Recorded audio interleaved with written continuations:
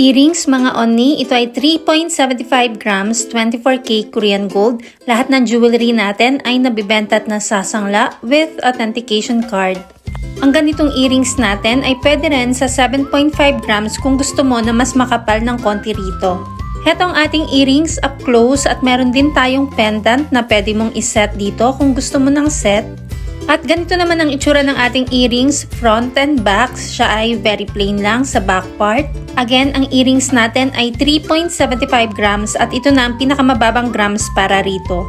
Lahat ng 24K gold earrings ay silicone pakaw. Optional lang ang 18K gold pakaw. Mag-additional na lang para dito kung gusto mo ng 18K gold. Heto ang ating 3.75 grams earrings pagsuot. Ang lahat ng 24K Korean gold natin ay pwede sa cash, 2 gifts, or ilang months layaway. Depende kung saan ka komportable. Ang rate ng gold ay nagbabago every day kaya hindi natin nilalagay ang price sa video.